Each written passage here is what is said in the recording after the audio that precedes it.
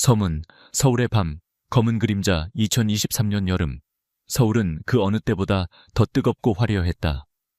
강남의 하늘은 붉은 석양과 도시의 넌 사인으로 물들어 도시의 밤을 마치 거대한 무대처럼 장식했다. 바쁘게 오가는 사람들과 아름다운 거리, 반짝이는 빌딩 숲은 누군가에게는 꿈의 무대였다. 성공한 젊은이들, 능력 있는 여성 CEO, 인기 인플루언서, 그리고 신분 상승을 꿈꾸는 이들 모두가 이곳 강남에서 새로운 이야기를 써내려가고 있었다. 하지만 그 화려함과 낙관의 이면에는 아무도 모르게 자라나는 공포와 불안이 있었다. 모든 것이 통제되고 예측 가능한 척했던 도시에서 어느 순간부터 알려지지 않은 악의 그림자가 밀려들기 시작했다. 그것은 밤마다 조금씩 형체를 갖추며 각자의 이야기와 비밀을 간직한 채 들키지 않는 법을 알고 있었다. 2023년 6월 중순 서울 사회에서 강남의 여왕들로 통하는 3명의 젊은 여성 부호가 차례로 사라지기 시작했다. 각기 다른 분야에서 손꼽히는 성공을 거둔 그들이었지만 모두 한결같이 성실하고 독립적이면서도 남몰래 두려움을 품고 살아가던 인물들이었다. 첫 번째 실종은 그렇게 시작됐다. 이름만 대면 알만한 한 투자회사 대표가 초고층 레지던스의 펜트하우스에서 차가운 시신으로 발견되었다. 도심에서는 그런 일이 종종 일어나지 않는다. 무엇보다도 도난, 폭력, 혹은 뭔가 섬뜩한 흔적. 그 어느 것도 확실한 단서를 남기지 않은 현장이었다. 아니, 애써 은폐하려 한 듯한 냉혹함이 모든 흔적과 함께 있었다. 언론은 이를 단순 변사로 처리하려 했고 경찰 역시 뚜렷한 용의점이나 증거를 포착하지 못해 난항을 겪었다. 그로부터 며칠 뒤 두 번째 피해자가 분당에서 유명 패션 브랜드를 이끄는 CEO로 밝혀졌다. 세 번째 사건은 강남의 한 고급 빌라에서 인기 인플루언서가 의문의 사고로 죽음을 맞았다. 세 사건 모두 피해자가 여성, 독신, 고가의 주거지, 고소득 전문직이라는 공통점이 있었다. 이번에는 서울 전역이 충격에 휩싸였다. 이제는 누구든 그 중에서도 특별히 성공한 여성이 표적이 될 수 있다는 불안이 일상에 번졌다.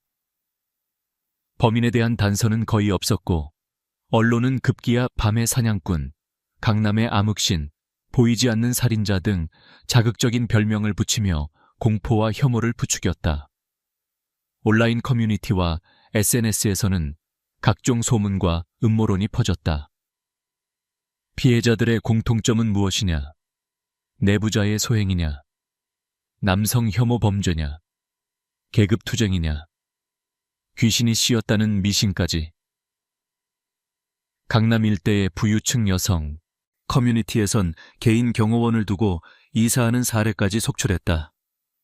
언론은 사건 발생 장소, 관계자의 단편적인 발언, 피해자의 라이프 스타일까지 샅샅이 파헤치며 성공한 여성들에 대한 질투가 범죄를 낳았다는 식의 선정적인 해설을 내놓았다. 경찰은 연일 무기력하다는 비판에 직면했고 시의원과 국회의원들은 CCTV 예산 확대와 야간 치안 강화 특위를 촉구했다. 그러나 무섭도록 치밀한 범죄 현장, 무엇보다 디지털 보안이 완벽한 아파트에서의 침입과 정교한 증거인멸은 단순한 충동범 이상의 악의적 의도를 드러내고 있었다. 전문가들은 후천적이거나 우발적이지 않은 철저히 계획된 범죄라며 혀를 내둘렀다. 이 모든 소용돌이의 한가운데 서울지방경찰청 강력구팀의 팀장 강태식 45구은 누구보다 무거운 책임감을 느끼고 있었다. 머리엔 새치가 늘었고 얼굴에는 밤샘 수사와 걱정이 남긴 깊은 주름이 드러났다. 하지만 그의 눈빛은 아직도 강한 직감과 관찰력을 잃지 않았다. 그의 곁에는 젊은 팀원 김민준 32이 있었다.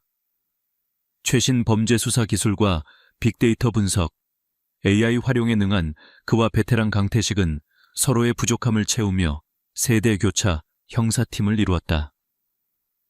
최근 3년간 대형 사건을 연달아 해결하며 동료들과 지역사회에 두터운 신망을 얻어온 듀오였다. 이날 밤 강태식은 데스크 위에 파일을 내려다보며 생각에 잠겼다.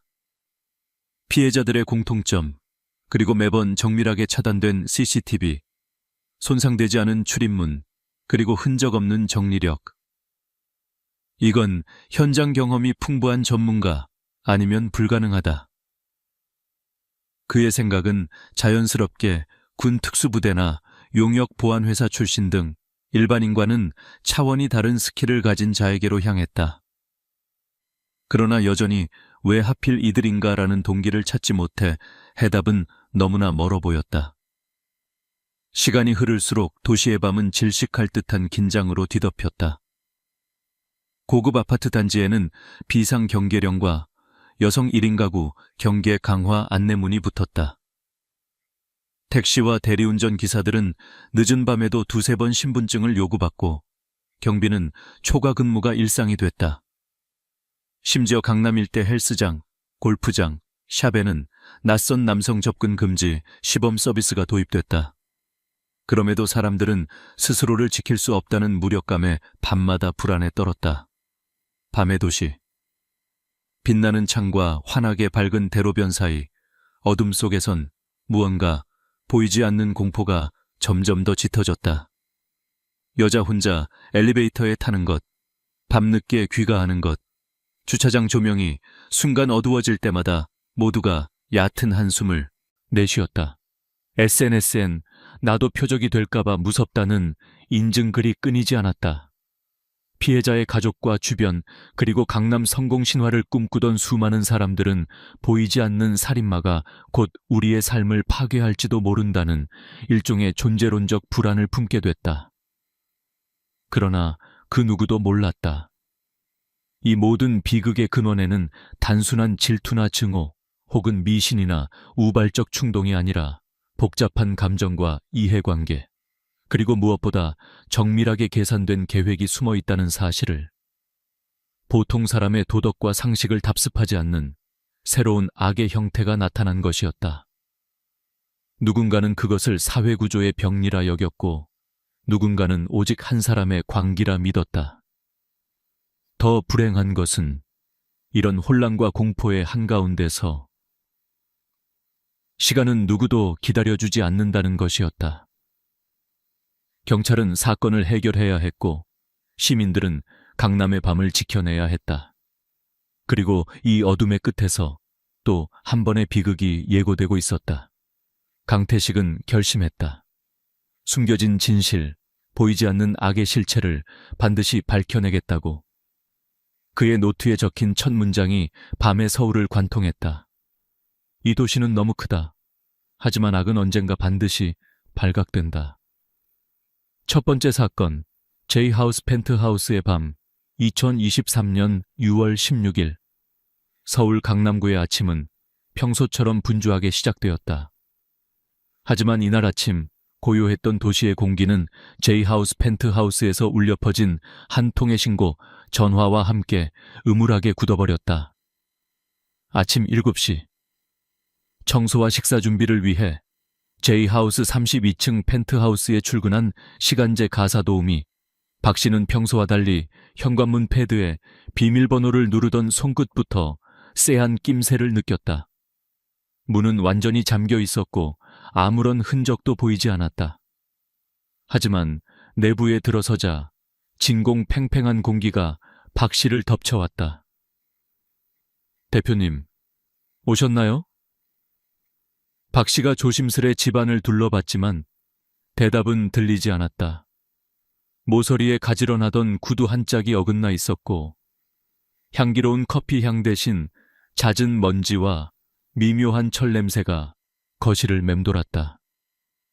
소파 옆바닥에 하얀 실크 슬리퍼 한 짝, 그리고 굳은 핏자국. 그 순간 박 씨는 구석에 쓰러져 있는 한 여성을 발견했다. 긴 장발의 여인, 흰색 실크 나이트 가운, 그리고 목에는 깊게 우겨진 자국. 소파 아래로 얼룩진 핏방울. 그녀는 이미 차가운 시신이 되어 있었다. 박 씨는 손끝이 얼어붙은 채 떨리는 목소리로 바로 102에 신고했다. 신고는 서울경찰청 강력반으로 곧바로 연결되었다. 여기가 J하우스 32층 펜트하우스입니다. 사장님이 숨을 못 쉬고 범죄. 현장에는 서울지방경찰청 강력 2 팀장 강태식 45이 가장 먼저 도착했다. 백발이 성성한 중년, 군더더기 없는 재킷, 강렬한 인상과 무겁게 앉은 눈꺼풀. 그는 신속하게 현장 통제를 마치고 부검팀과 감식반을 불렀다. 곧이어 합류한 팀원 김민준 32은 직전까지도 노트북을 들고 사건 분석 데이터를 검토하고 있었다. 대표 실종 사망 신고, 현장 보존 완료. 현재 피해자는 장은지 35, 기업 대표, 미혼, 독신 거주, J하우스 최상층, 펜트하우스 거주. 강태식은 방 안을 천천히 둘러봤다.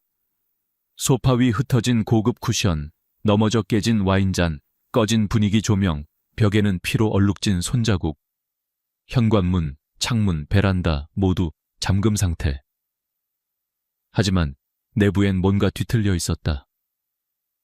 침실 쪽엔 옷장이 반쯤 열려 있었고 드레스와 비싼 스카프가 어수선하게 흩어져 있었다. 화장대 서랍도 꺼내진 채 덮개가 열린 상태. 소파 앞 테이블에는 고가의 시계, 귀고리, 그리고 명품 지갑 몇 점이 사라져 있었다. 은지의 손에는 핸드폰이 단단히 쥐어져 있었으나 화면은 깨져 있었다. 그 옆에는 검붉은 핏물이 마르고 있었고 오른손 네 손가락엔 무언가를 힘껏 움켜쥔 듯한 경련이 남아 있었다. 감식반이 도착하자 강태식은 장갑을 끼고 냉정하게 접근했다. 감식팀, 지문과 DNA 샘플을 1mm 단위로 채집해 침입 흔적, 도구, 신체 흔적, 모든 것 분석해. 그러나 분석이 이어질수록 수수께끼는 한층 더 깊어졌다. 오괴, CCTV, 현관 비밀번호, 지문 인식기. 아무런 송괴, 오류 징후조차 없었다. 지문은 거의 피해자 것뿐입니다. 주방, 화장실, 빌트인 손잡이 전부 닦인 듯 깨끗. 감식 담당 형사의 말. 범인은 털끝 하나, 액취 하나 남기지 않으려 죽음 직전까지 침착하게 대응한 듯했다. 현관 출입 기록 확인해. 김민준이 노트북으로 데이터 추출 작업을 시작했다. 새벽 11시 47분 1, 2시 5분 사이 카드키 사용. 그런데 11시 50분부터 20분간 CCTV 신호가 끊깁니다. 단, 바로 위층, 아래층 영상은 멀쩡히 남아있어요. 오직 2층만 누군가 고의적으로 시스템을 해킹한 것 같습니다.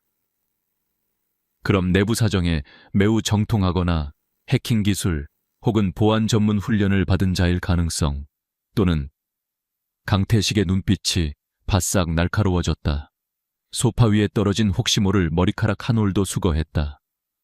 부검인은 시신의 손톱 밑에도 미세한 조직편이 남아있음을 보고했다.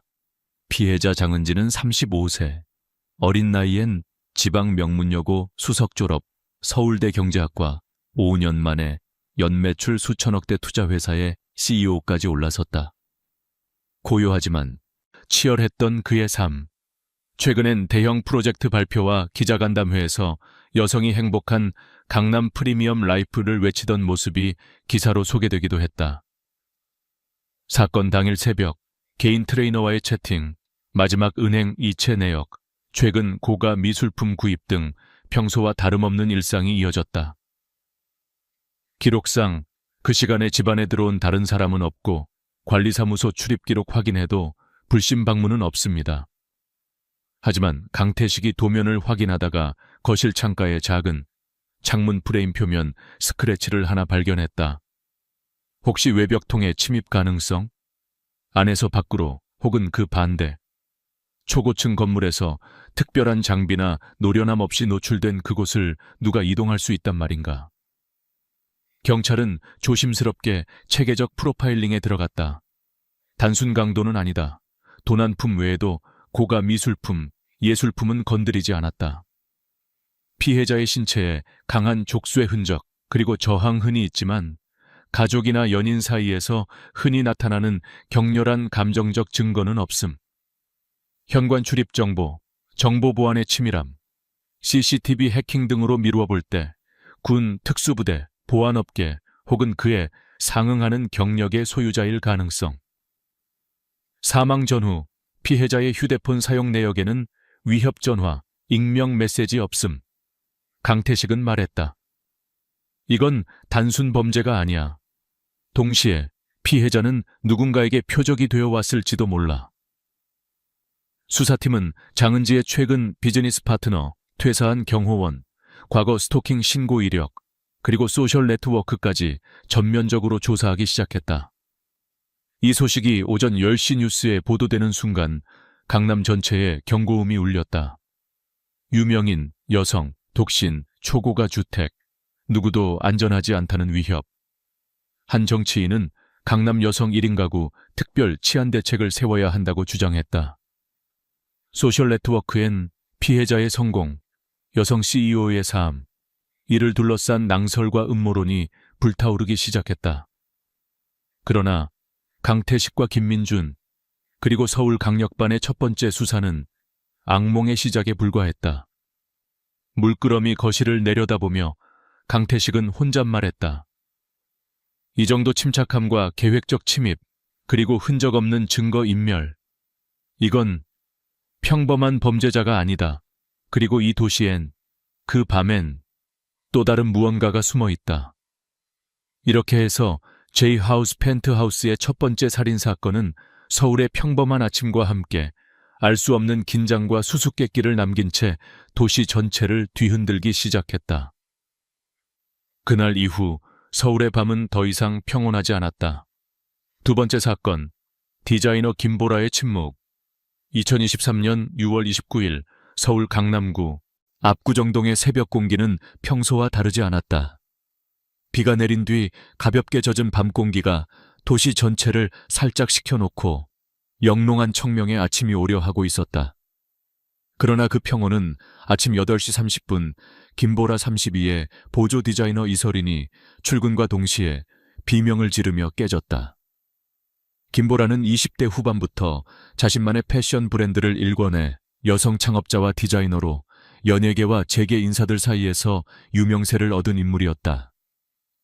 호리호리한 체격의 강한 턱선, 항상 자신감 넘치는 미소와 직접 디자인한 독특한 패션으로 파티장과 패션 위크 등 주요 행사에서 단번에 주목받았다. 혼자 고급 아파트 건물의 22층에 살며 밤늦게까지 디자인 작업에 몰두하는 일이 잦았다. 이설이는 이날 아침도 출근해 늘 그렇듯 22층 복도를 따라 걸었다. 벨을 여러 번 눌러도 대답이 없자 혹시 보라가 퇴근 뒤 늦잠을 자나 싶어 마스터키로 문을 열었다. 문틈을 밀자마자 그녀는 이상한 공기와 낯선 정적에 머리가 띵해짐을 느꼈다. 거실을 지나 침실 문을 열자 이미 싸늘하게 굳어간 김보라의 모습을 발견했다. 순간적으로 손에서 떨어진 커피컵, 바닥에 번진 커피와 눈물, 이설인의 곡성은 아파트 전체에 울려 퍼졌다. 곧 현장에 달려온 강태식 팀장과 김민주는 보라의 집안을 샅샅이 살폈다. 침실 한가운데 고운 얼굴이 푸르스름하게 변한 채 드레싱 테이블 아래 쓰러진 보라.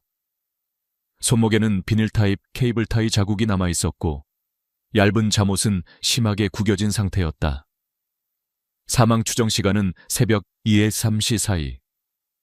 방 한쪽엔 쓰러진 조명, 거울엔 닦여지지 않은 손자국.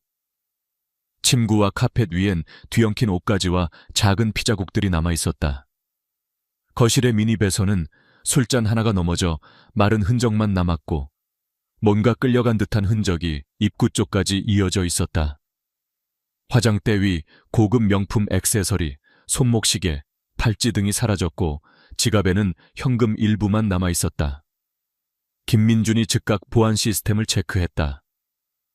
이 방은 비밀번호 지문 복합 인증식인데 출입 이력상 어젯밤 11시 48분부터 12시 03분까지 한 번 외부 출입만 있습니다. 이때 CCTV는 15분 동안 신호 교란이 있었습니다. 바로 위아래층은 정상, 또 그 패턴. 방범 카메라 역시 가장 필수적 구간만 이탈 교란 처리가 되어 있었다. 출입문 포스, 창문, 승강기, 외벽 모두 손상 흔적은 없었다. 감식반은 외부 침입 흔적, 먼지, 머리카락 등을 채취했으나 손잡이, 버튼, 배수구까지 모든 곳이 마치 누군가 치밀하게 닦고 간 듯했다. 시신 근처엔 아주 미세하게 뜯긴 매니큐어 조각 그리고 사슬 형태 팔찌 클립 1개만 남아 있었다. 이설이는 진술에서 말했다. 언니는 순하게 보이지만 일에선 칼 같았어요. 최근에도 브랜드 확장 때문에 스트레스 받고 있었어요. 하지만 특별히 불안해하거나 누군가와 심하게 다투는 모습은 못 봤어요. 남은 가족 또한 보라에게 위협을 가하거나 스토킹한 인물이 있었다는 흔적은 없었다. 경비실 관리인은 어젯밤 외부인은 없었고 오직 입주민이나 사전 등록된 사람만 출입 가능했습니다라 했다. 강태식은 보고서를 보며 중얼거렸다. 첫 사건과 너무 흡사하다. 상위 1% 여성, 독신, 고급 빌라, 밤중, 보안 취약점 없음, CCTV 교란, 현장 청소, 그리고 무엇보다 목졸라 사망, 제압 흔적. 그러나 이번에는 한 가지 변화가 감지됐다.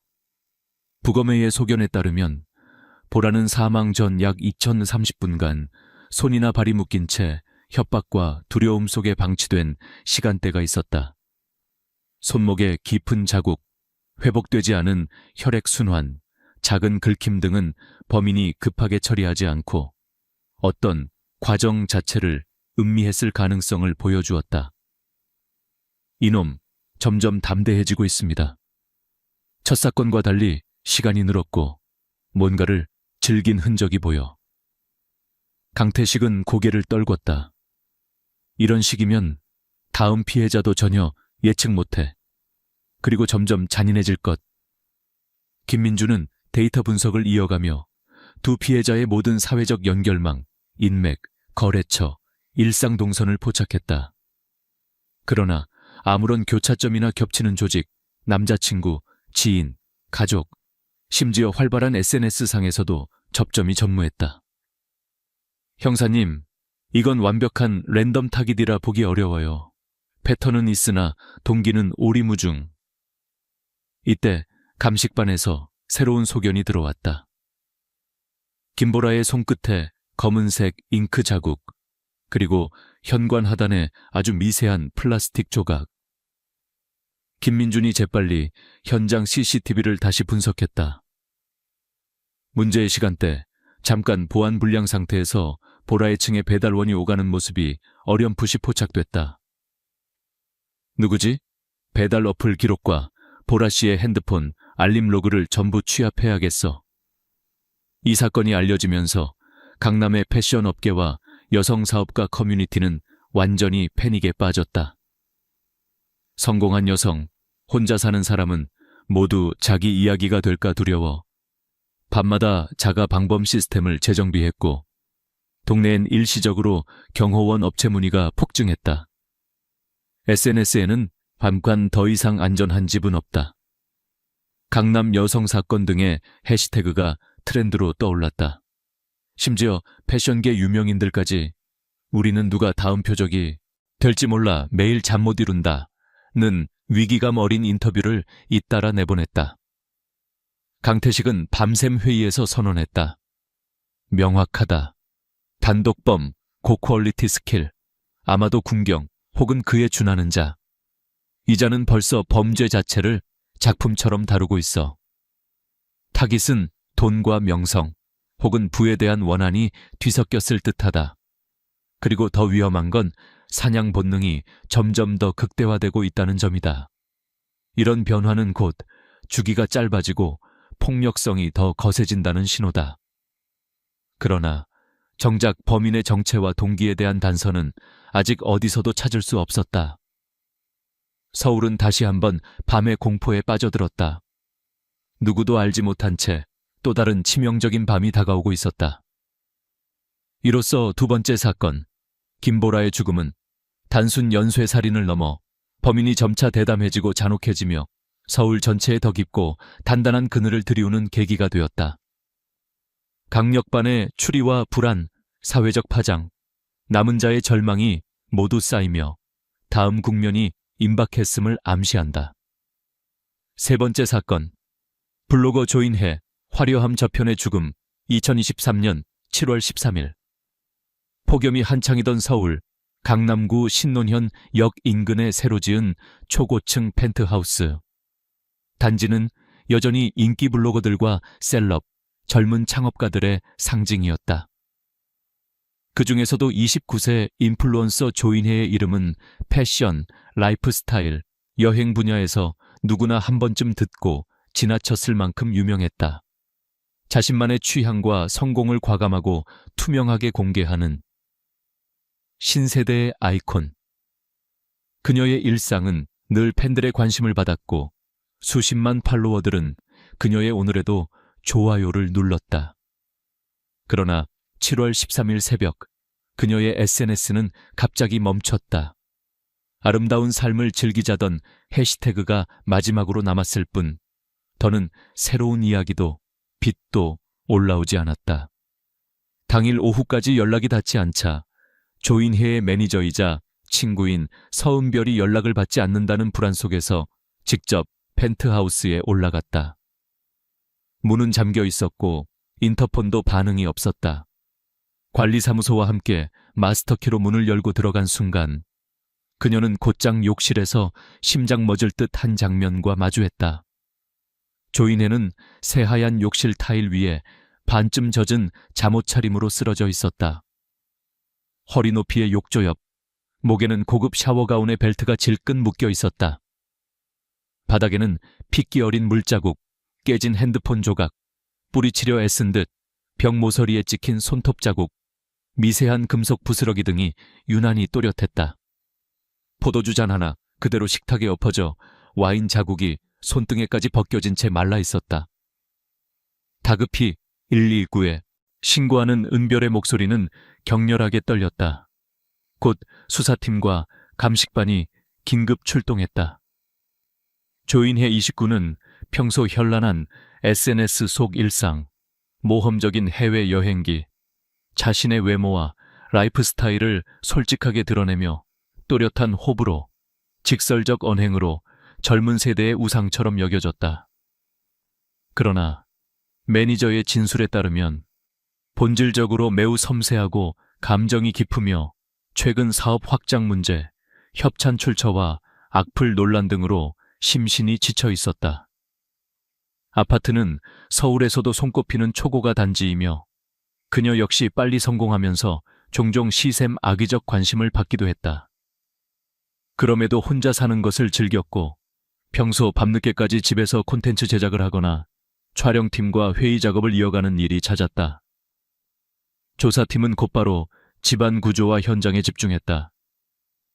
몸에는 명확한 사후 경직, 목에 까맣게 변한 압박 흔적, 왼쪽 손목과 발목에 깊은 자국, 그리고 집게 손가락에는 피가 약간 말라붙어 있었다. 욕실 문은 안에서 잠긴 듯 했으나 근처 창문이 아주 좁게 열려 있었다. 거실과 방, 주방에는 이상이 없었다. 오히려 누군가 일부러 치워놓은 듯 느낌이 섞여 있었다. 노트북, 고가의 스피커, 거실에 미니 금고, 책상 위에 명품 가방 등은 정돈된 채 남아 있었다. 하지만 침실 화장대 쪽 액세서리함, 현금 200여만 원, 희귀 와치 등만 사라진 상태였다. 가장 중요한 것은 거실과 복도, 엘리베이터층 출입구 모두 CCTV가 멀쩡했으나 딱 7분가량 005 을랭경 528, 24층, 25층 피해자 거주의 신호가 서서히 희미해짐 상태로 기록되어 있었다는 점이었다.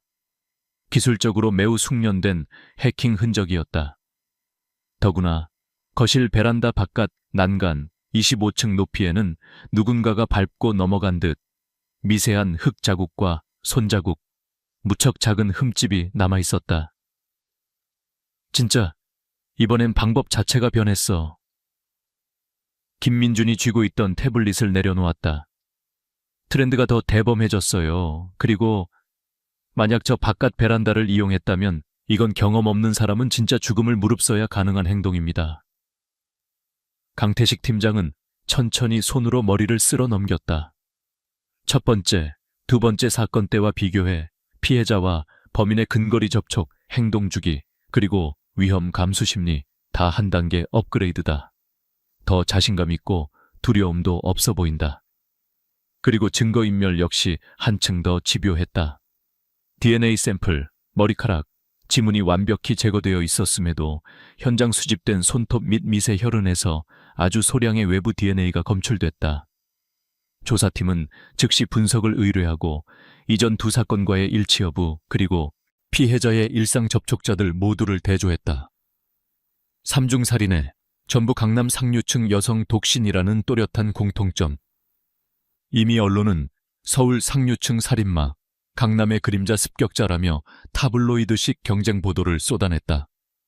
결국 서울시장은 야간 단독 여성 가구 비상 점검, 고급 오피스텔 방범 시스템 강화령을 곧장 내렸다. 익명의 인플루언서들은 SNS에서 나도 언제 표적이 될지 무섭다. 누가 우리를 지켜주나 라며 불안을 호소했다. 셀럽들과 2030 여성 전문 직단, 심지어 외국계 기업들이 자체 경비 강화 공지를 띄웠다. 핵심은 성공과 명예, 부를 쥔 사람들이 표적이 될 수 있다는 존재론적 충격과 두려움이었다. 조인의 집 현장 감식에서 확인된 베란다 바깥의 흙자국, 아주 작은 칼슘 모래, 섬유질, 그리고 감식팀이 채취한 미세한 검은 섬유편은 이전 두 사건과는 다른 성질이었다. 현장 감식팀장은 보고했다.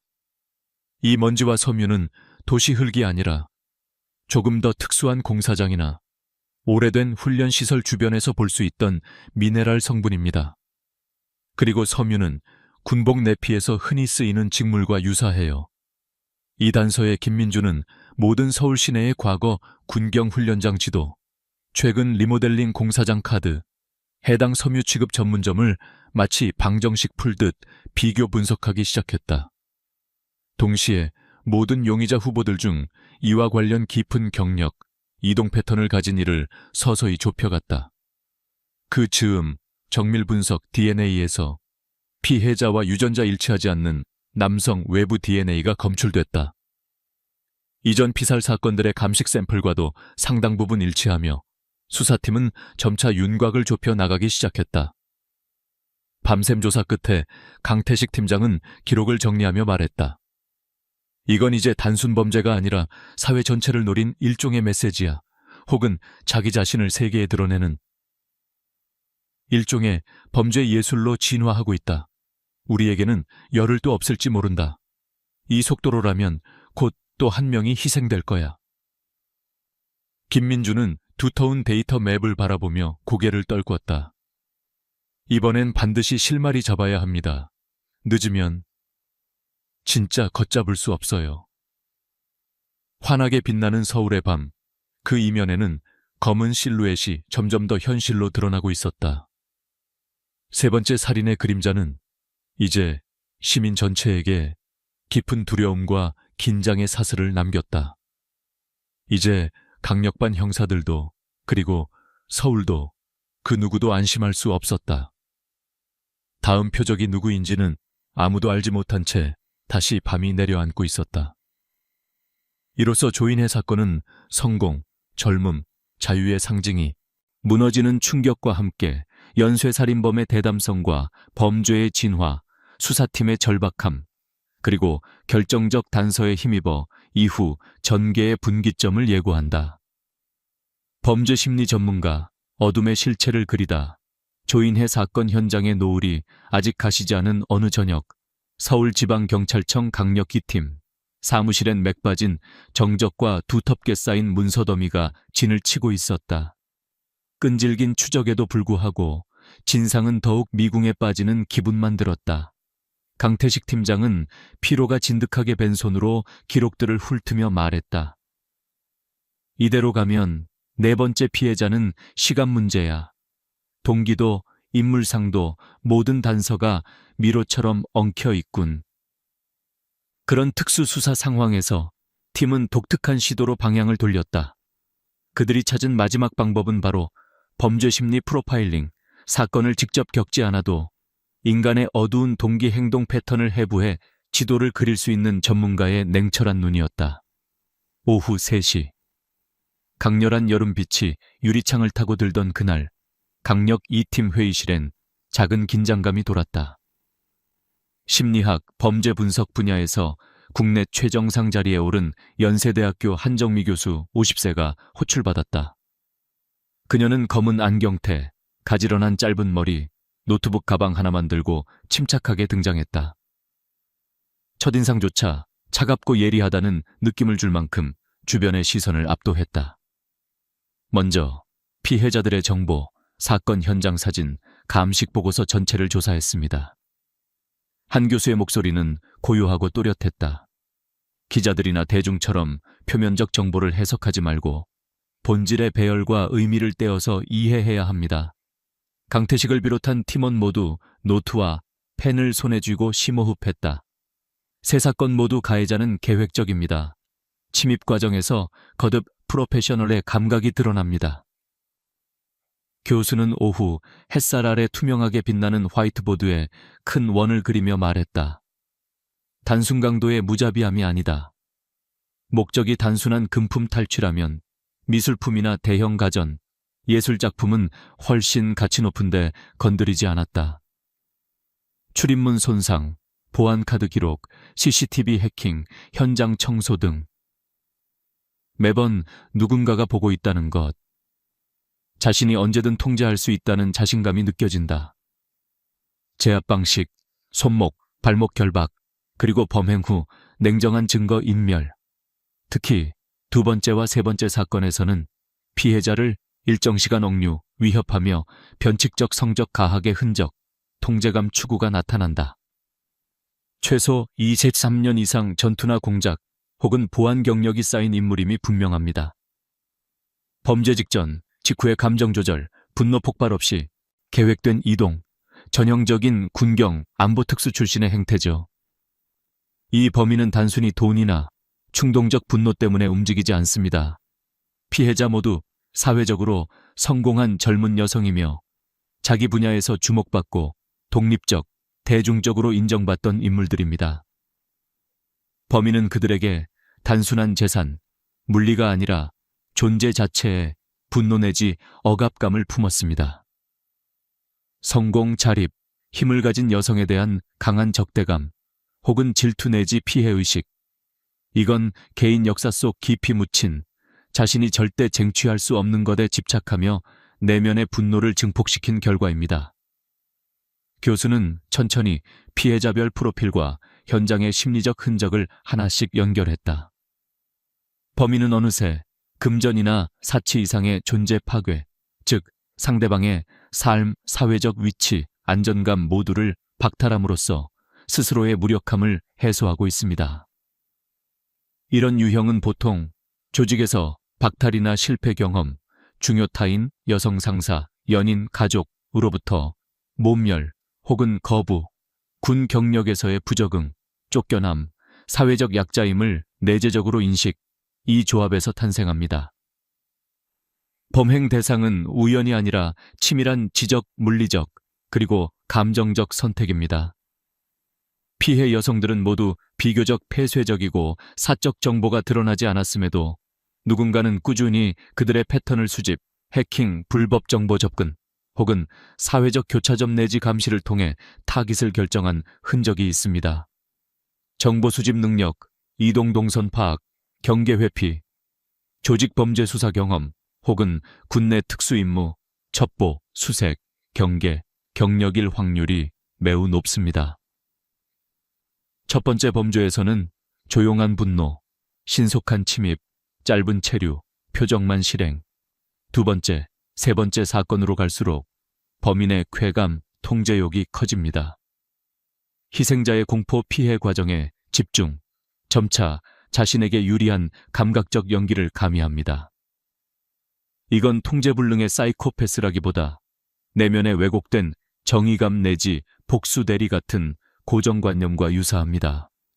사회적 정상인 코스프레, 낮에는 평범, 혹은 성실하고 점잖게 행동하며 밤에는 자신만의 질서를 쾌감으로 삼는 인간상입니다.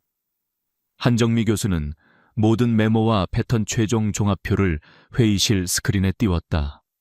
다음 범죄는 더 짧아진 주기, 더 높은 통제와 잔혹함, 정보 수집의 정교화 경향을 가질 것, 이전 세 피해자와 유사 동일한 프로필, 특히 독립적 고소득 노출도 높은 여성에 대한 위험도가 극대화된다. 현장 및 현장 외 이동 동선, 피해자 주변인, 보안 취약점 등에서 기존에 없던 허점, 예컨대 주차장, 엘리베이터, 고층 베란다, 통한 침입 등 대담성이 반복 강화될 것. 단, 이 범인은 완벽을 추구하나 내면의 병적 신념, 과시욕이 커질수록 반드시 실수 혹은 새로운 패턴이 드러납니다. 정보 활용 범위 확대, 온라인 모바일 상의 흔적, GPS 데이터, 전자지불 기록 등에서 교차점이 생길 수 있습니다. 그리고 범죄가 사회적으로 해석되는 시점에서 그는 자신이 세상의 중심에 섰다고 오인할 수 있습니다. 이때부터 오히려 자기 전술 노출, 약간의 경계 완화, 과감한 침입이 일어날 수 있으니 실시간 현장 피해자 네트워크 추적이 필수입니다. 긴장한 침묵 속 한 교수의 팽팽한 논리와 프로파일은 팀원 모두를 각성시켰다. 강태식 팀장은 결연한 목소리로 말했다. 군경 특수경력에서 5년 내 퇴사 해임된 30대, 40대 남성, 야간 자유롭게 이동 가능한 자, 고급 보안 시스템 하이테크 기기, 사용 경험자 전수조사, 피해자 주변 경로, 온라인상 관계 정보까지 싹 다 새로 쌓는다. 우리도 정보의 그림자 속에서 그를 잡아내야 한다. 강남의 밤, 그리고 불면의 서울은 이제 표면 밑에서 꿈틀대는 또 한 명의 그늘, 악의 본질에 맞서 싸울 채비를 시작했다. 팀원들은 각자 프로파일링 결과를 바탕으로 로그와 데이터, 기술적 접근, 주변 인물의 미세한 불일치까지 거칠 게 없이 분석해 들어갔다. 그리고 모두가 어딘가에서 터질 예정인 그 네 번째 밤을 반드시 막아낼 각오를 다졌다.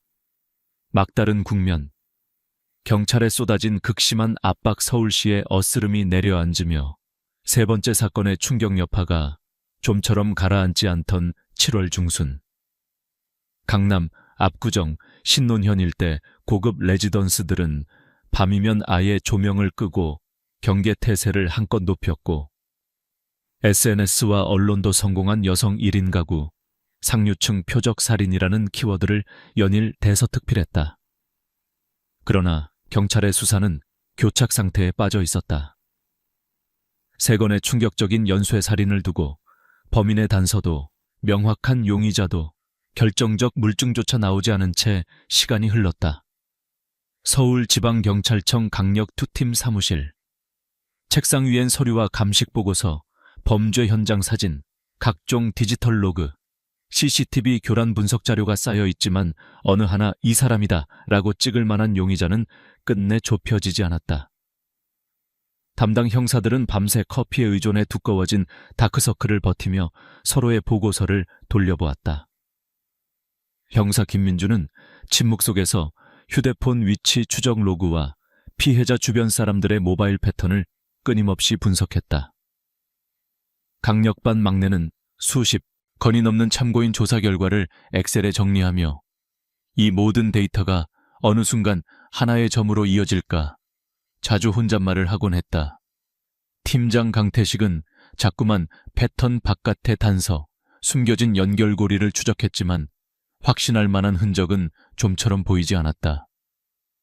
그 사이 언론은 서울경찰 무기력, 강남 특권 계층 범죄도 못 막는 대한민국, 여성 안전은 누가 책임지나 등 도발적 헤드라인으로 경찰을 날카롭게 몰아붙였다. 사회적 불안은 걷잡을 수 없이 번졌다. 시민들은 경찰의 치안 무능, 전문성 부족에 대한 분노와 동시에 더 이상 어떤 권력도 자신을 보호하지 못한다는 무력감을 표현했다. 정치권에서는 여성 1인 가구, 긴급 대책 수립, 강남 보안 예산 증액, CCTV 사각지대 제로화 등을 앞다퉈 외쳤지만 범인은 여전히 그림자처럼 사라진 상태였다.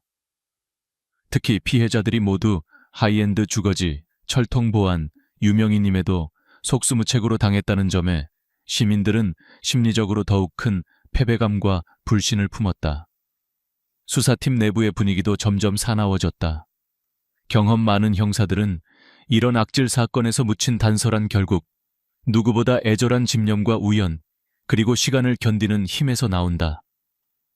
며 서로를 다독였지만 회의가 길어질수록 답답함과 짜증이 번질 수밖에 없었다. 어떤 밤엔 한 젊은 형사가 책상을 주먹으로 내리치며 외쳤다. 이렇게 해도 범인을 못 쫓는다면 우리가 여기 앉아있는 이유가 뭡니까? 피해자 가족은 물론이고 시민 전체가 우리만 보는 상황에 매일 새벽마다 죄책감에 잠을 못 자겠어요. 팀장 강태식의 푸석한 눈빛은 더욱 깊은 주름 사이에 가라앉았다. 그는 직감과 분석, 그리고 오랜 현장 감각으로 사건을 추적했지만 연쇄살인범의 치밀함과 진화, 사회 각층을 무너뜨리는 압도적 불안 앞에서 자신조차 흔들리고 있음을 인정하고 있었다. 7월 중순 전국 기자간담회에서 경찰청장은 전담 수사본부 규모 확대, 외부 전문가 민간인 협업, 빅데이터 AI 플랫폼 도입을 즉각 지시했다. 그는 단호하게 선언했다. 지금 이 사건은 단순한 강력 사건을 넘어 전체 사회 체계의 신뢰에 도전하는 사태다. 경찰의 모든 역량, 기술, 인적 네트워크를 총동원할 것. 실패하면 경찰 조직 자체의 근간이 흔들린다. 즉, 전통적 수사에 국한하지 않고 전국 네트워크의 범죄 데이터, 신용거래 및 이동 경로, 심지어 사설 경비, 구인 구직 및 군경력자 정보 등 사회 모든 디지털 그림자까지 낱낱이 뒤지는 사상 초유의 사이버 아날로그 융합 수사가 시작된 것이다. 경찰청 IT센터 지하 백색 조명 아래 설치된 초대형 스크린에는 서울 강남 일대 수만 명의 이동 동선, 금융거래, 차량 출입 기록, SNS 메신저 데이터, 심지어 호텔, 병원, 경호업체, 근무 내역까지 실시간 업로드되고 있었다. 컴퓨터들은 밤낮 없이 이상 행동의 확률적 패턴을 연산했고 분석팀은 프로파일링 전문가의 자문을 토대로 다음과 같은 조건에 포커스를 뒀다. 최근 5년 이내 군 경력자 또는 특수경비 자격증 보유자, 심야 새벽 시간대, 자주 강남 일대 동선이 겹치는 자 부채, 신용불량, 경제적 궁지에 몰린 자 근무지가 유동적이거나 출입 기록상 협조자 없는 이동이 확인된 자, 주거지 사건 현장 주변에서 휴대폰 위치 신호 다수 포착된 자, 이 과정을 수차례 반복 추려낸 결과 10만 건이 넘던 데이터가 500명, 다시 50명, 마지막으로 15명의 핵심 용의군으로 압축되었다. 수사팀은 빅데이터의 힘을 처음으로 실감했다. 김민주는 엑셀 화면 위 연동되는 수치, 통계, 디지털 지도에서 점점 명확해지는 용의군 프로필에 숨을 헐떡이며 말했다. 이제야 뭔가 틈이 보이기 시작합니다. 이 범인의 그림자 드디어 잡을 수 있어요. 팀장 강태식은 오랜만에 노트에 펜을 잡았다. 증거, 패턴, 그리고 약점. 바로 이 세 축이 만나는 곳에서 반드시 실수를 잡아내야 해. 피해자 리스트와 용의자 동선을 정교하게 겹쳐보고 앞으로 7일 이내에 동종 범죄가 발생할 가능성에 전 팀원을 배치한다. 수사의 진전이 언론에 보도될 때마다 시민들은 허탈함과 기대를 교차시켰다. 아직 범인이 잡히진 않았지만 막다른 골목이던 수사가 새로운 국면으로 접어들고 있음을 모두가 느꼈다. 비록 그 과정에 일부 형사들은 우리 존재 자체가 사회적 희생양이 되는 상황이라며 씁쓸한 미소를 떠올렸고 또 어떤 이는 이제 진짜 전쟁을 시작한다는 결연함으로 신발끈을 동염했다. 경찰청의 대대적 자원을 등에 업은 현장 수사팀은 다시 한번 서울의 밤과 맞서 싸울 준비를 끝냈다. 이번에는 결코 실패하지 않으리라는 각오가 서로의 눈동자에 다시 살아났다. 그렇게 막다른 국면은 아이러니하게도 또 한 번의 결연과 희망, 그리고 거대한 추적의 시작이 되었던 것이다.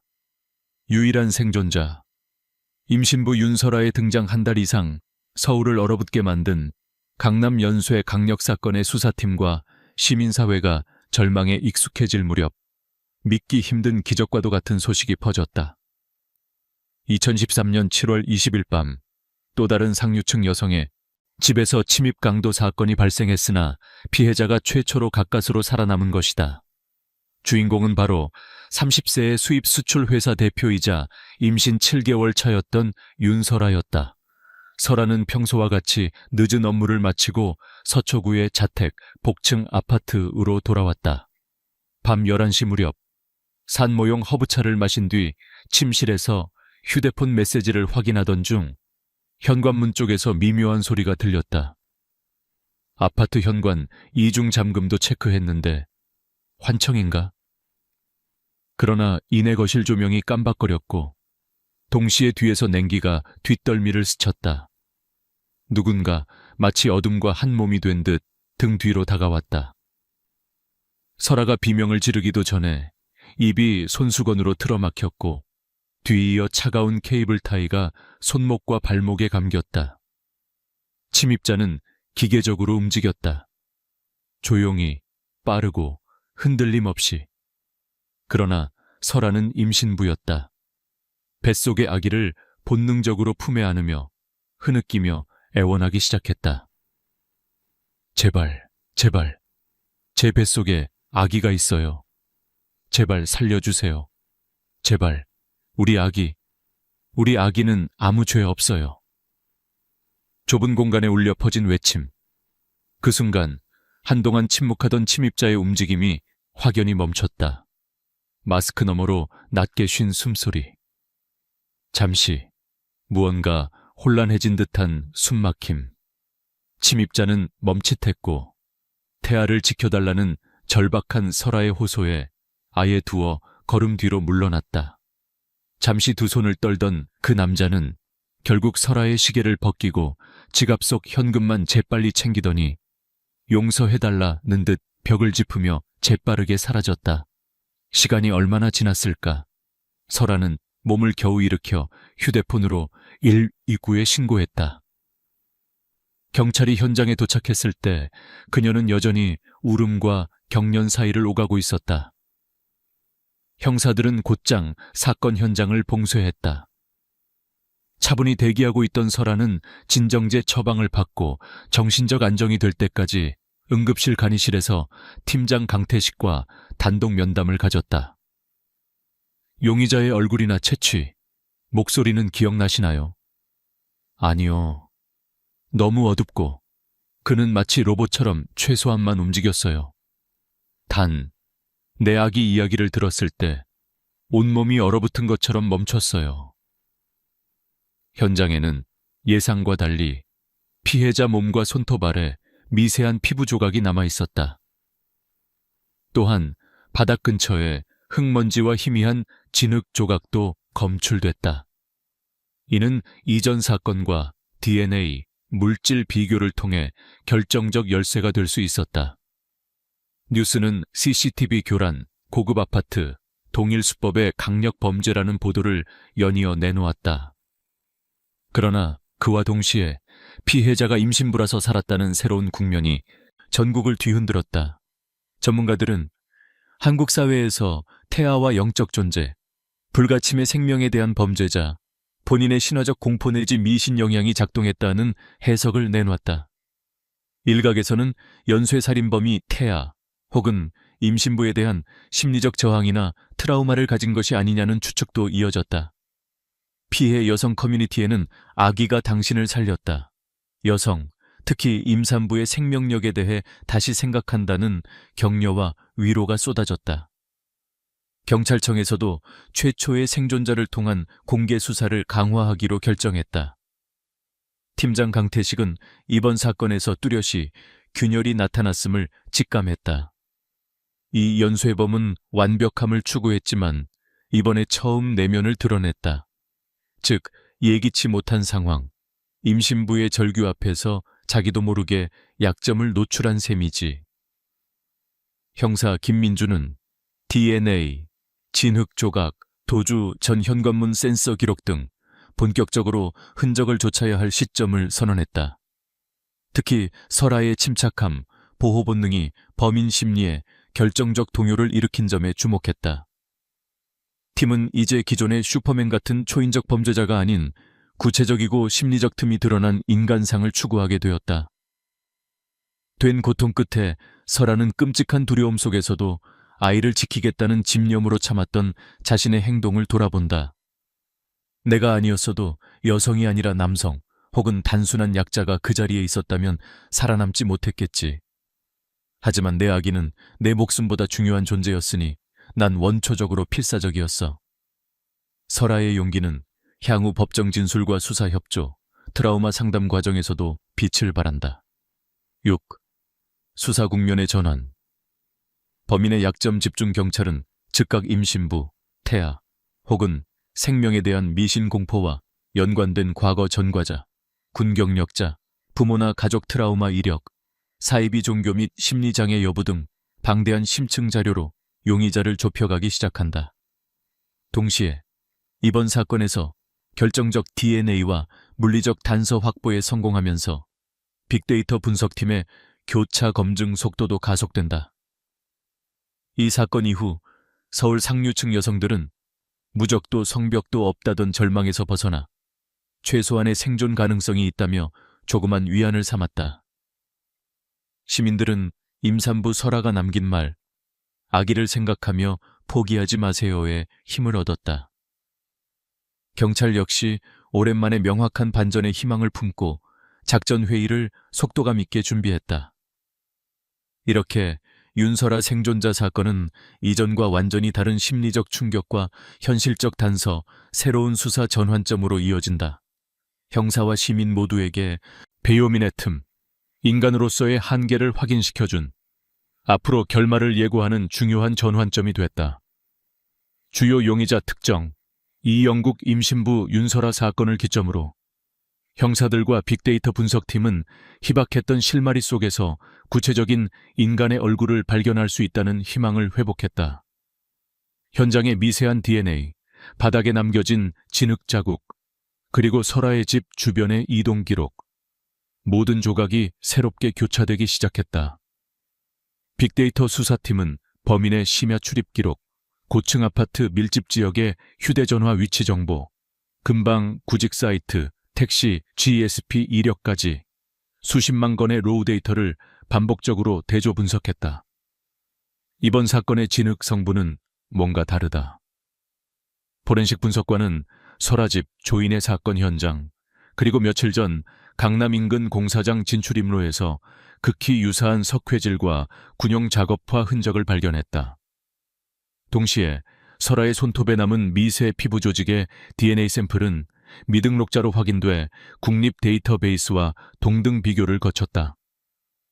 이전 두 사건에서 확보된 아주 적은 채모 섬유질에서도 해당 DNA와 유사도가 높았다. 팀원들은 교집합을 좁혀가며 심야 시간대 동일 구역에 반복적으로 위치가 잡힌 사람, 최근 5년 내 군경력 경호업체, 이력 약 안직업 소지자 등을 기준으로 마지막 필터링을 거쳤다. 추려진 15명의 용의자 중 한 남자가 눈에 띄었다. 이영국 38세, 전직 군경 특수부대 헌병특임대 출신. 젊은 시절 모범 군인으로 주목받았으나 부대 내 폭행 음주 도박 사고로 중도 전역 후 인생이 나락으로 떨어졌다. 복권의 꿈은 단 한 번도 이루어진 적 없었고 이후 사설 경호, 아르바이트 택시 운전 등을 전전했다. 카드 연체, 사채 이자와 생활비에 쫓겨 가정도 무너졌으며 강남 부촌 주변을 기웃거리며 밤에 운전사나 임시 일용직으로 생계를 이어가고 있었다. 이력서엔 야간 투잡, 빠른 현장 적응, 체력 우수, 군 특수기술 자랑처럼 적혀 있었지만 실상 그는 내면의 절망과 분노로 잠 못 드는 나날을 보냈다. 경찰은 이영국이 운전한 택시의 3개월치 GPS 기록을 전수조사했다. 놀랍게도 첫 사건 장은직과 두 번째 김보라, 세 번째 조인혜, 범행일의 새벽 모두 그의 차량 신호가 피해자 아파트 방형 200m 내 등장했다. 윤설아 사건 날 역시 밤 10시 52분경 방형 150m 이내 주정차 기록이 남아 있었다. 추가로 편의점 주유소 카드 결제 내역, 사설 경비 카메라에 잡힌 흐릿한 모자 쓴 남자의 실루엣, 그리고 현장 엘리베이터 근처에서 자주 포착된 인상착의 신체 비율 모두 놀랍도록 일치했다. 형사 김민주는 데이터를 하나씩 엮으며 말했다. 암호처럼 얽힌 이 경로, 이젠 한 번도 실수하지 않았단 범인도 우연처럼 드문 동선과 같은 시간, 같은 공간 속에 갇히는 날이 오네요. 이영국의 신상, 가족 내력, 금융정보, 심리상담 기록, 야간 아르바이트 출퇴근 내역 등까지 수사팀은 모든 주변을 면밀히 조사했다.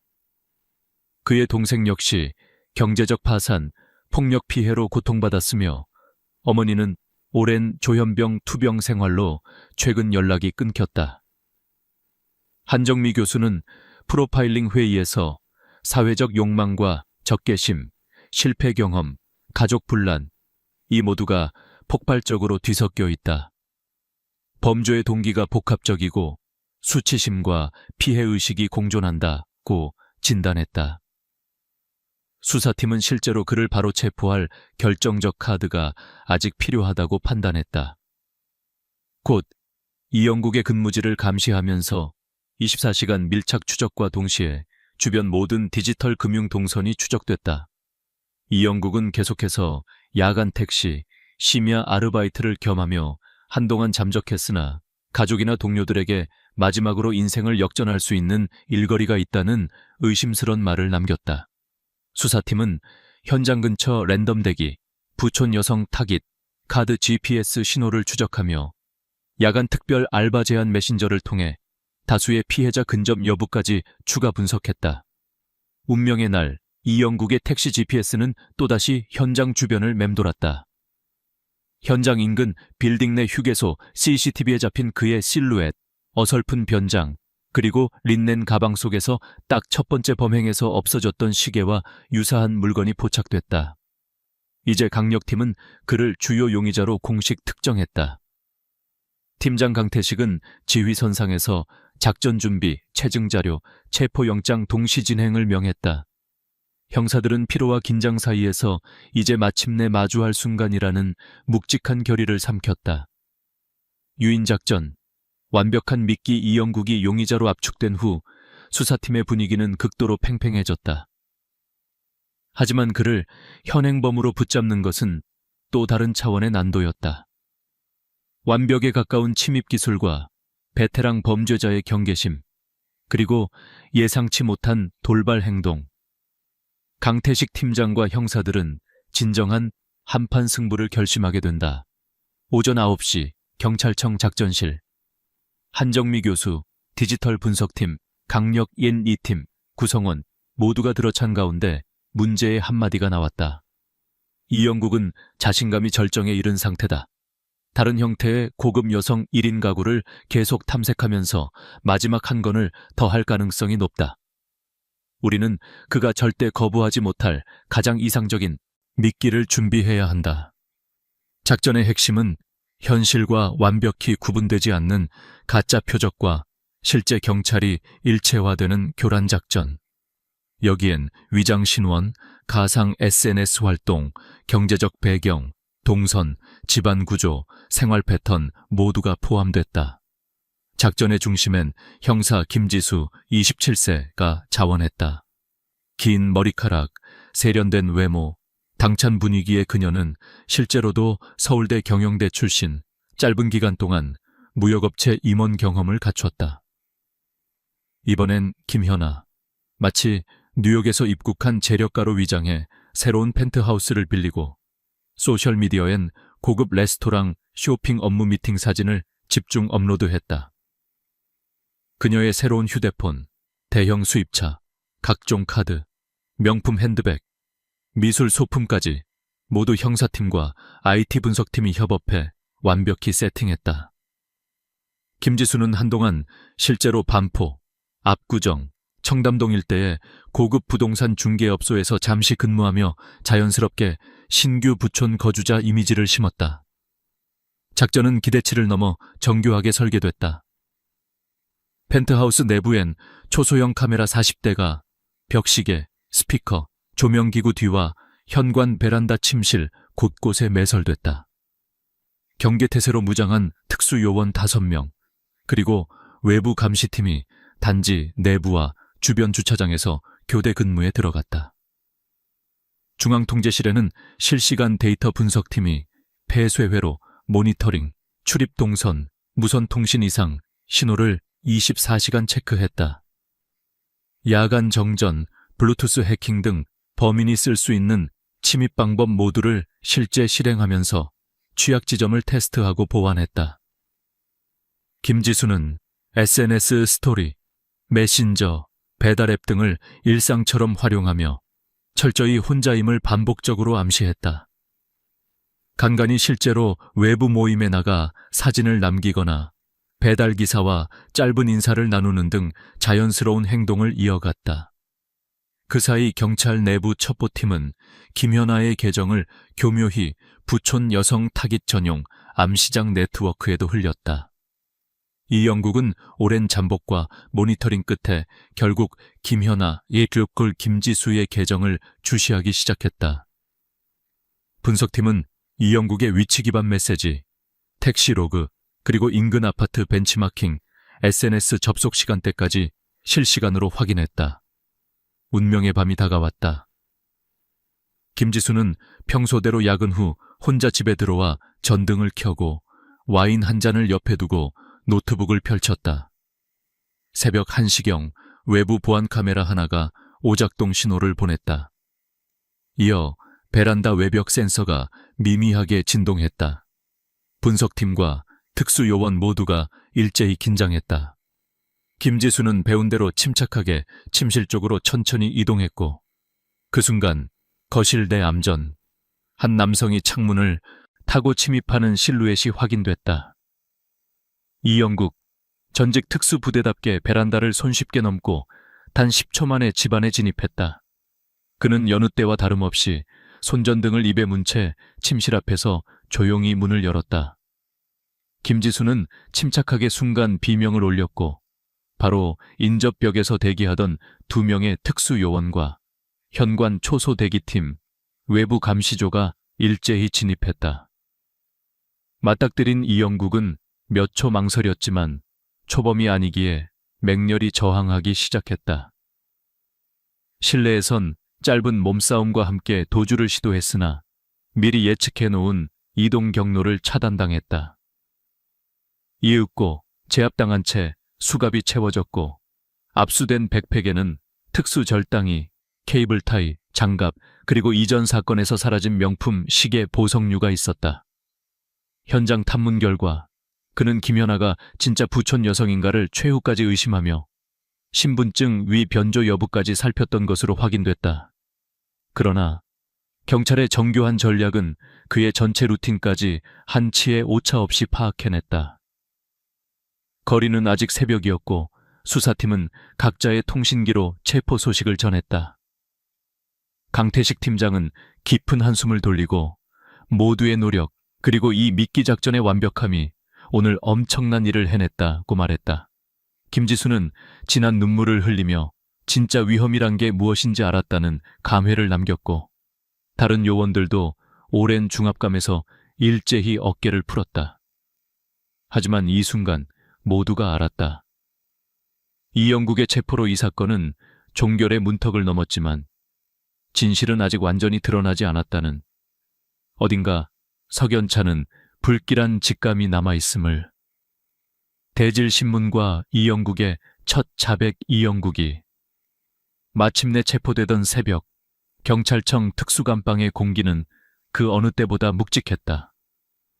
연쇄 살인을 종결시킨다는 기대, 그러나 모든 수수께끼가 풀린 것은 아닌 듯한 답답함이 번졌다. 직접 목격한 형사 김지수, 심리분석가 한정미 교수, 그리고 팀장 강태식이 주축이 되어 본격적인 대질신문과 범인심리 해부가 시작됐다. 이영국은 체포 후 10여 시간 가까이 말을 거의 하지 않았다. 수갑을 찬 채 앉은 그의 모습은 무표정했고 경찰의 질문에 기억나지 않는다, 내가 아니다, 변호사를 불러달라는 답을 단조롭게 반복했다. 하지만 형사들은 압수된 증거물, GPS 위치 기록, DNA 및 사라진 피해품 명세, 그리고 함정 수사, 당시 CCTV가 녹화한 침입 과정을 일일이 제시했다. 이 모든 게 우연일 수 있을까? 팀장 강태식이 차분히 사진과 기록을 테이블에 깔았다. 한정미 교수는 침착한 톤으로 당신이 누구에게도 말하지 못한 분노, 실패, 그 밤의 절망을 이해하려 한다고 말을 건넸다. 첫날 밤 혼자 남겨진 감방에서 이영국은 거의 잠을 이루지 못했다. 흐릿한 기억, 군 시절 동료에게 따돌림 당하던 장면, 가족의 비난, 카드 대금 독촉장, 술에 의지해 울었던 어린아들의 모습까지 주마등처럼 스쳤다. 또다시 이어진 신문. 네가 마지막까지 집착한 것은 돈이었나 아니면 복수였나? 김민준 형사는 두 피해자의 삶, 그들의 성공과 자유, 반짝이는 SNS와 뉴스 기사들을 정신없이 내보였다. 이영국의 손끝이 불안하게 떨렸다. 마침내 그는 고개를 숙이며 낮게 속삭였다. 왜냐고요? 돈도 분명 필요했죠. 하지만 전 그보다 매일 내 삶이 쓰레기, 실패자로만 남는 현실에 미칠 듯 화가 났습니다. 그는 처음으로 자신의 가족사, 군제대 뒤에 파산, 동생마저 병들고 망가져가는 나락에 빠졌던 인생을 쏟아냈다. 강남, 성공한 여자들, TV에서 반짝이는 그들. 나는 평생 그런 걸 누려본 적 없어요. 너무나 쉽게, 힘들지도 않은 것처럼 모든 걸 가진 사람들을 보면 어느 순간 그들만 없앤다면 내 지난 실패도 사라질 수 있을 거라 착각했습니다. 피해 여성들을 왜 잔혹하게 골랐냐는 질문에 차라리 남성이었으면 내가 이렇게까지는 안 했겠죠. 나 자신과는 완전히 다른 세계를 사는 그들을 보면 자존심이 찢어졌으니까.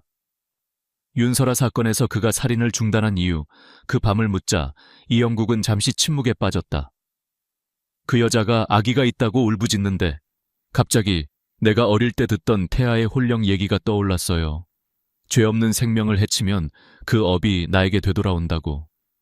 나는 이미 내 죄가 너무 무거워서 그때만큼은 더 이상 그 짓을 못하겠더군요. 한정미 교수는 이를 심리적 외상과 한국적 미신, 불안 망상이 교차된 결과라 진단했다. 경찰은 자백과 동시에 DNA, 현행범 증거, 현장 압수물, 신용카드 및 위치 정보까지 모든 물리적 디지털 증거를 조각 맞추듯 하나로 엮었다. 강태식 팀장은 정확히 너처럼 상처와 고통을 감추고 폭력으로 극복하려 한 이들이 또 있다. 그러나 그건 결코 용서될 수 없다며 마지막 진술을 정리했다. 이영국은 고개를 떨구고 형사의 메모지 위에 삐뚤빼뚤 내가 했다, 미안하다는 자필 서명을 덧붙였다. 경찰의 공식 발표와 함께 강남 연쇄살인범 검거 소식은 전국을 뒤흔들었다. 시민들은 각종 뉴스 채널에 몰려와 안도와 분노, 그리고 막연한 불안이 뒤섞인 수많은 댓글과 토론을 쏟아냈다.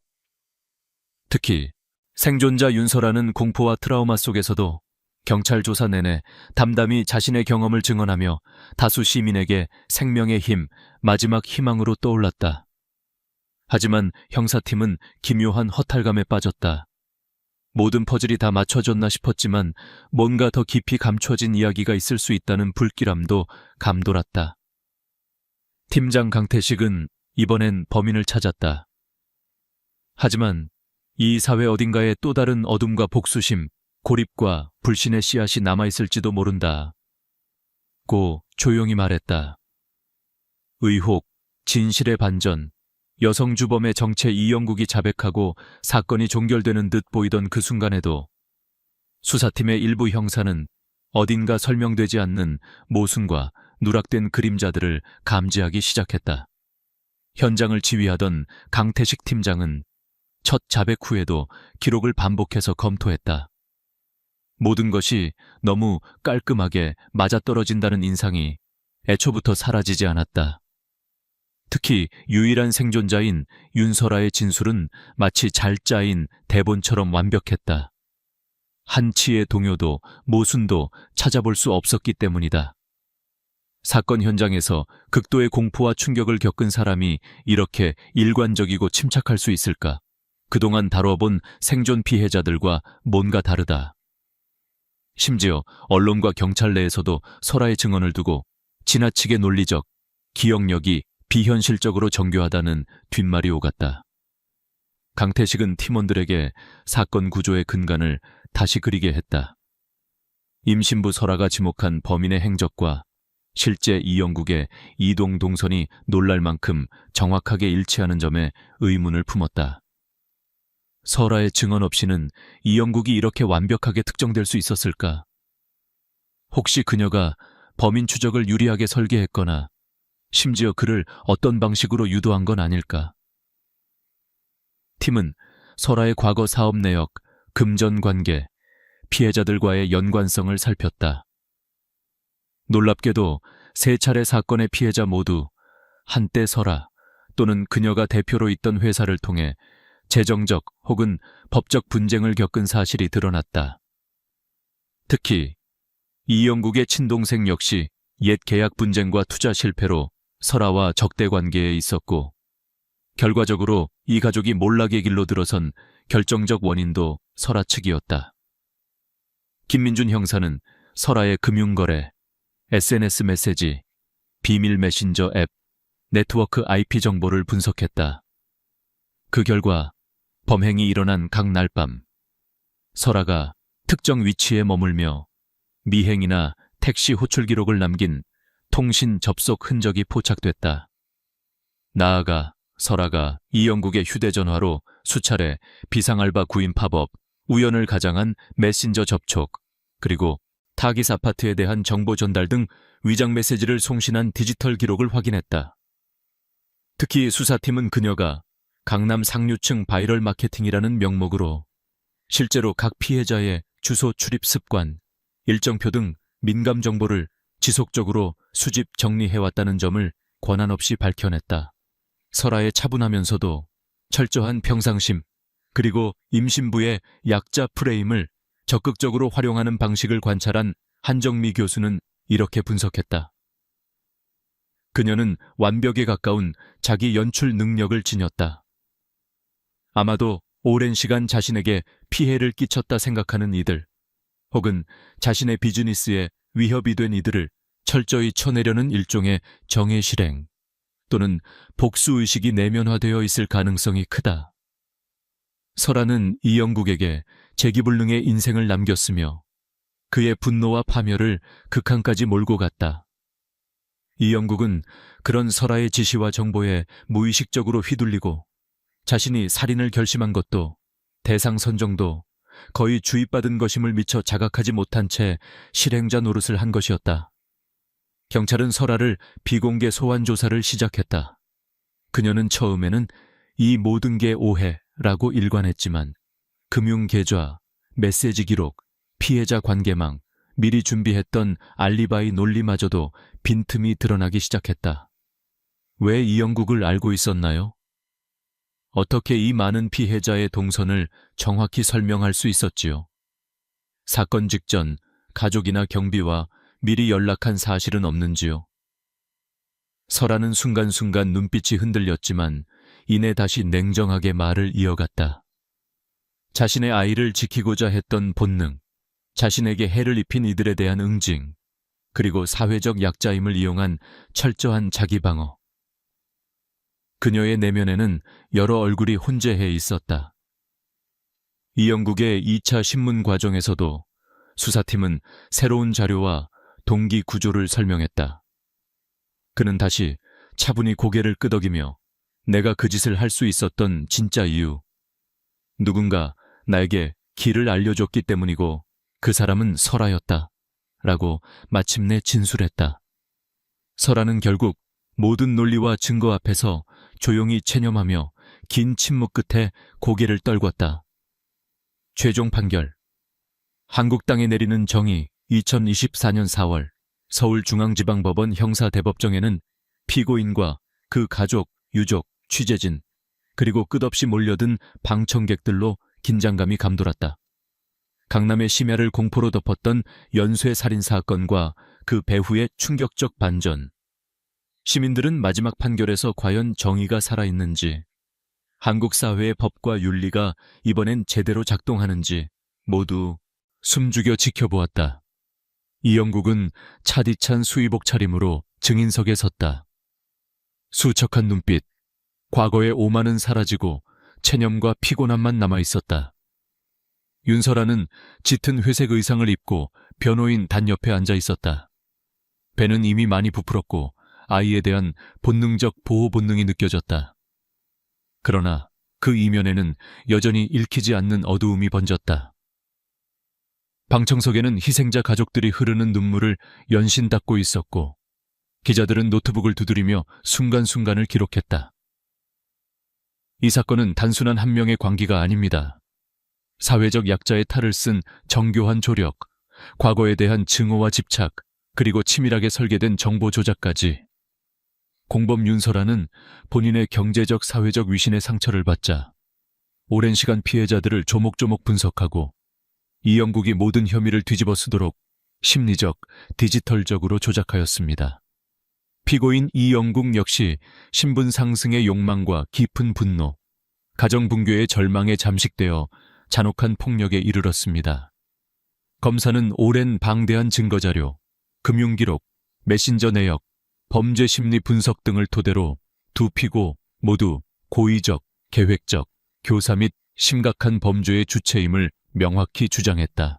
이영국 측 변호인은 그가 사회적으로 버림받고 심리적 치료 없이 방치된 끝에 범죄에 내몰렸음을 강조했다. 아픈 가족, 부채에 시달린 생계, 아무런 희망이 없는 상황에서 그는 너무 약했습니다. 그러나 아무리 힘들다 해도 죄가 덜해질 수는 없습니다. 다만 그 동기의 배경만큼은 참작해 주시길 부탁드립니다. 설아의 변호인은 임산부임에도 피고인이 끝까지 자백하며 자신의 과오와 악의에 대한 죄책감으로 밤새 울었다고 호소했다. 또한 피고의 어린 자녀의 인간다운 삶을 고려한다면 최소한 사형 판결은 유예해야 한다고 마지막 눈물로 호소했다. 재판장은 기록을 천천히 넘기며 조용히 입을 열었다. 이 사건이 사회에 남긴 상처는 결코 작지 않습니다. 계층, 성공, 실패, 복수심과 권력욕이 어떻게 인간의 파멸로 이어지는지 우리 모두에게 경각심을 남겼습니다. 하지만 어떠한 이유로도 타인의 생명과 존엄을 직접적으로 파괴한 행위는 용납될 수 없습니다. 이영국에게는 법정 최고형인 사형이 선고됐다. 타인의 고통에 공감하지 않은 계획적 잔혹한 살인에 반드시 상응하는 처벌을 받는다. 윤설에게도 사형이 선고됐으나 당신의 범죄는 계획 교사 정보 조작에 더해 그 약자 프레임을 악용해 사회적 믿음까지 배신했습니다. 다만 국내법상 임산부 및 영유아 양육자는 특별한 사정에서 집행을 유예할 수 있으니 그 부분에 따라 판결을 유예하되 평생 죄의 대가를 안고 살아가야 한다고 밝혔다. 판결 직후 법정 안팎엔 참담함과 안도의 한숨이 뒤섞였다. 일부는 한국 사법의 단호한 정의 구현이라며 박수를 쳤고 또 다른 일부는 왜 이토록 많은 비극이 쌓였는지 사회 전체가 돌아봐야 한다고 목소리를 모았다. 언론은 고급 아파트의 그림자, 복수심이 불러온 사회적 파괴, 죽음으로 남은 불평등을 주제로 심층 보도를 이어갔다. 시민들은 SNS와 각종 커뮤니티에서 법은 누구에게나 냉정했지만 한 번 더 내 이웃의 절망에 귀 기울이자고 다짐했다. 피해자 가족들은 판결 후 짧은 인터뷰에서 비록 아무것도 원래대로 돌아갈 수 없지만 적어도 사회가 우리의 아픔을 외면하지 않았다는 점에 감사한다고 말했다. 윤설아의 얼굴은 창백했지만 부족한 숨으로 마지막 한마디를 남겼다. 저의 죄, 저의 아이가 대신 짊어지지 않기를. 부디 다시는 이런 일이 일어나지 않기를 바랍니다. 이로써 치명적인 질투, 복수, 사회 불신이 빚은 가장 극적인 범죄는 법의 무게 아래 결말을 맞았다. 하지만 모든 방청객, 수사팀, 재판부, 그리고 그곳을 지켜본 한국 사회는 알고 있었다. 진정한 정의는 판결로 끝나는 것이 아니라 앞으로 각자의 몫으로 남아 다시 시작돼야 한다는 사실을